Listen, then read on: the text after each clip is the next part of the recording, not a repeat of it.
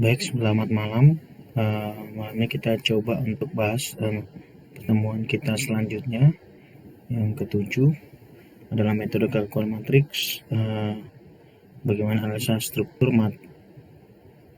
metode matriks ya. Kita akan lihat bagaimana rumusnya. Mari kita bahas bersama malam ini. Yang pertama kajian kita yang kita akan lihat nanti dalam pertemuan ini adalah yang pertama analisa struktur metode matriks ASMM, bagaimana prinsip dasar yang dipunyai oleh metode ini. Yang kedua adalah metode kekakuan langsung atau direct stiffness method seperti apa, prinsip dasar seperti apa, dan yang ketiga nanti akan kita bahas perhitungan elemen baloknya dalam 2 dimensi. Baik, kita lihat yang pertama bahasan kita analisa struktur metode matriks atau disingkat ASMM ya. Nah, analisa struktur metode matriks atau ASMM ini adalah suatu metode untuk menganalisa struktur dengan menggunakan bantuan matriks ya, yaitu terdiri dari matriks kekakuan ya, sebagai variabel daripada bahan kita, identifikasi bahan yaitu kekakuan, kemudian ada matriks perpindahan atau displacement ya, kemudian dan yang terakhir adalah matriks gaya. Nah, dari 3 variabel daripada matriks ini dapat kita gunakan hubungannya.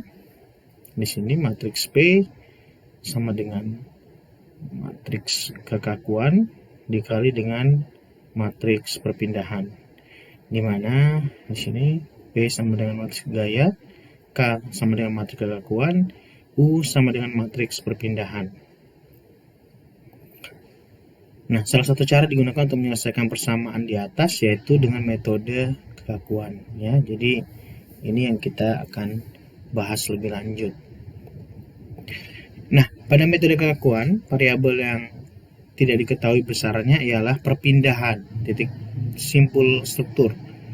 Itu artinya titik join atau node yang ada, di mana dalam titik simpul struktur itu terjadi gaya rotasi dan defleksi ya, yang sudah tertentu atau pasti posisinya ya. Nah, jadi jumlah variabel dalam metode kekakuan sama dengan derajat ketidaktentuan kinematis struktur ya, yang kita bahas DKS sama DKK ya. Jadi terhadap rotasi dan displacement, maksudnya terhadap rotasi dan perpindahan atau defleksi tadi. Yang kedua terhadap kelebihan gaya redundan yang kita sudah pelajari sebelumnya ya. Metode kekakuan dikembangkan dengan persamaan kesetimbangan titik simpul yang ditulis dalam koefisien kekakuan dan perpindahan titik simpul yang tidak diketahui. Jadi 2 hal ini nanti yang akan menjadi acuan kita. Nah, tujuan dari perhitungan metode kekakuan langsung ya, yang kedua kita lihat pembahasannya adalah metode kekakuan langsung ya, direct stiffness method. Tujuan dari perhitungan metode kekakuan langsung adalah untuk mencari matriks kekakuan elemen dan global serta penentuan deformasi dan gaya pada ujung aktif ya. Jadi ini tujuannya dari metode kekakuan langsung. Nah, prinsip dasarnya metode kekakuan langsung, misalkan saya punya ada satu batang elemen balok dengan join 1 dan 2, di mana join 1 itu akan ada perpindahan arah 1 vertikal atau U1 dan gaya yang terjadi di P1 ini. Kemudian akan terjadi juga perpindahan terhadap U3 dan ada gaya terhadap P3. Demikian di join 2 juga terjadi arah vertikal, ada terjadi perpindahan di titik 2 ini dan gaya di titik 2 ya. Kemudian U4 dan P4. Sehingga matriks kekakuan kita di sini yang kita ingat bahwa P gaya sama dengan kekakuan dikali dengan perpindahan. Nah, kita lihat di sini matriks kekakuannya ya, dari P sama dengan K dikali dengan U Di sini misalkan saya punya matriks 4 kali 4, berarti di sini ada gayanya P1 yang tadi ya, diuraikan kembali P1, P2, P3, P4 kita masukkan dalam matriks P1, P2, P3, P4. Di sini ada U1, U2, U3, U4. Berarti di sini ada kekakuannya, berarti ada 4 kali 4 ya. Dimana di sini ada K11, K12, K13, K14 barisnya ya. K21, K22, K23, K24, K31, K32, K33, K34, K41, K42, K43, K44 ya. Jadi ini matriks yang akan mengkonversi atau akan mendapatkan nilai gaya ya, yang terjadi karena perpindahan atau gaya yang diberikan sehingga perpindahannya seperti apa ya. Nah, ini P-nya ini P1, kemudian di sini kemudian U-nya ini perpindahan U1, U2, U3 dan K-nya ini ya. Nah, kalau kita lihat bagaimana perkalian daripada matriks ini ya, P1, P2, P3, P4 dikali dengan matriks K dan P1, P2, P3 dari perkalian matriks kekakuan dikali dengan perpindahan.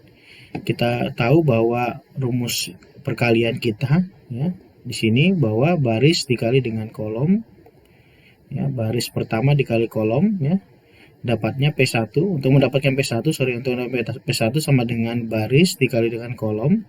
Berarti di sini K11 dikali U1 ditambah K22 dikali U2 ditambah K13 dikali dengan U3 dan K14 kali U4 ya. Berikutnya juga P2, untuk mendapatkannya berarti sama ya, baris dikali dengan kolom. K21 kali U1 ditambah K22 dikali U2 ditambah K23 dikali U3 dan K24 dikali U4 ya.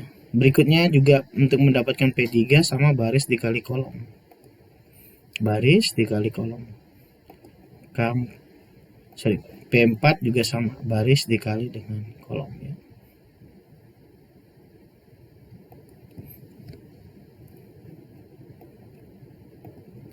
Selanjutnya kita lihat di sini bagaimana hubungannya ya dari persamaan tadi. Kita misalkan terhadap perpindahan join masing-masing ya. Kita misalkan U1 sama dengan 1, maka perpindahannya akan terjadi K11 di sini 12 EI per L pangkat 3 ya. Kemudian di sini ada K21 sama dengan 6 EI per L pangkat 2 ya. Kemudian di sini ada ya reaksi yang menjadi tahanan dari K11 ini menjadi K31 sama dengan minus 12 EI L pangkat 3 supaya dia 0. Kemudian ini juga ada rotasi yang akan terjadi K41 sama dengan 6 EI per L pangkat 2 ya, sehingga persamaan kita untuk U1 yang tadi sama dengan 1 sama dengan P1 sama dengan aksen sama dengan K11, P2 aksen kita sama dengan K21, P3 aksen kita sama dengan K31, P4 kita aksen sama dengan 41 ya, 6 EI per L pangkat 2. Berikutnya juga sama penjelasannya untuk nilai U kita, misalkan U2 kita sama dengan 1 ya, sama U2 sama dengan 1, nilainya sama ya. K12 sama dengan 6 EI L pangkat 2, 4 EI K22, K42 sama dengan 2 EI per L ya, dan K32 sama dengan minus 6 EI per L pangkat 2. Jadi penulisannya seperti ini ya. Kemudian di gambar yang C untuk U3 sama dengan 1, displacement yang terjadi di sini maka akan berakibat nilai K13 sama dengan min 12 EI per L pangkat 3, K23 sama dengan min 6 EI per L pangkat 2, K43 sama dengan min 6 EI per L pangkat 2, dan K33 sama dengan 12 EI L pangkat 2 ya. Nah, penulisannya akan seperti ini.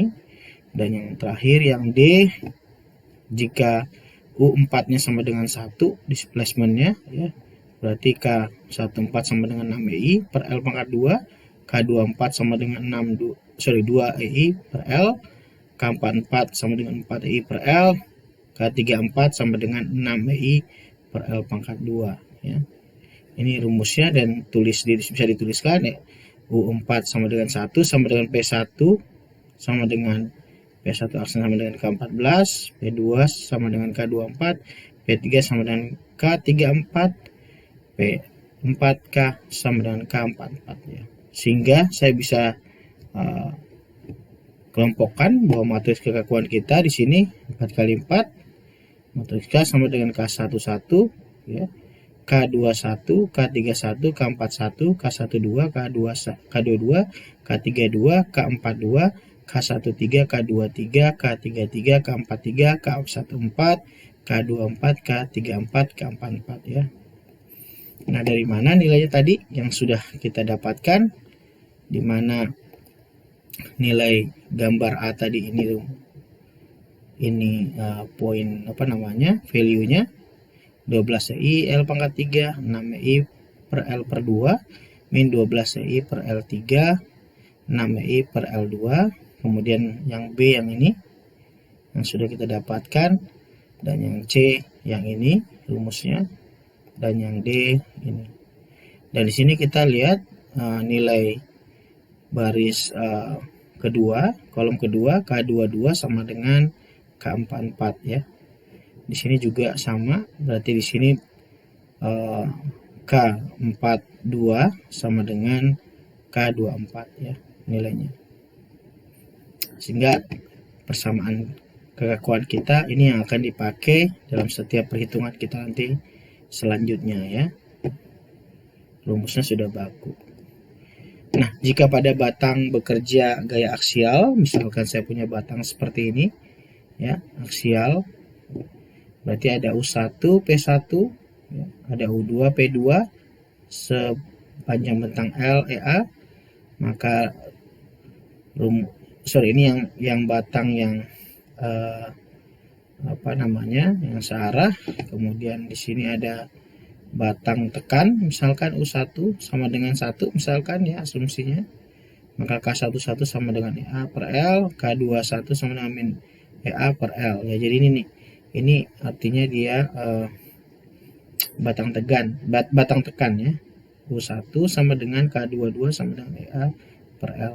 Sedangkan kalau misalkan dia batangnya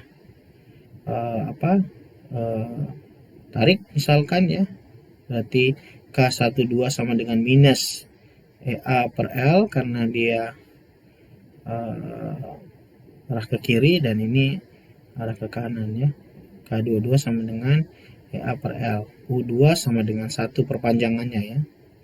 Sehingga kita dapat tuliskan sama tadi ya, batang 1, batang 2. Batang 1 ada U1 P1, U3 P3, batang 2 ada U2 P2 dan U4 P4 ya.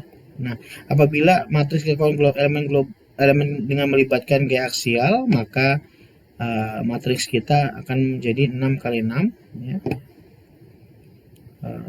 Ini sehingga rumusnya akan seperti ini ya.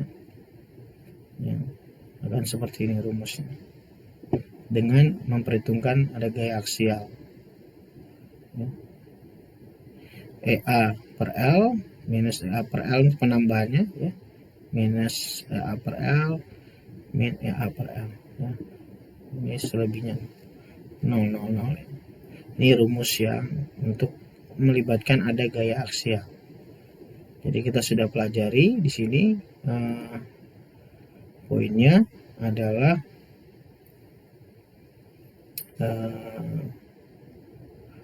rumus kita bahwa bahwa gaya itu sama dengan kekakuan dikali dengan perpindahan kita ya. Jadi misalkan gaya batang dalam satu bentang berarti ada 4 gaya yang bekerja ya, atau 4 variabel yang bekerja, yaitu P1, P2, P3, P4 dengan perpindahan U1, U2, U3, U4.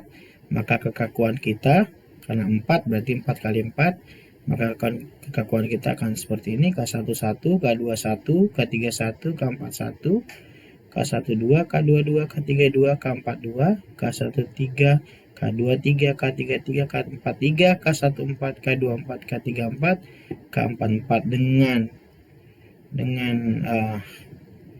dengan nilainya adalah seperti ini. 12i pangkat 12i L pangkat 3, 6i L pangkat 2 minus 12i L pangkat 3, 6i L pangkat 2, 6i L pangkat 2, 4i per L min 6i per L pangkat 2, 2i per L min 12i per L pangkat 3 min 6i L pangkat 2, 12i per L pangkat 3 min 6i per L pangkat 2, 6i per L pangkat 2, 2i per L min 6i per L pangkat 2 dan 4i per L. Jadi ini konsepnya. Saya rasa cukup sekian untuk malam ini. Terima kasih. Saya ucapkan sekian dan terima kasih. Baik, sampai berjumpa di pertemuan kita berikutnya. Terima kasih, selamat malam.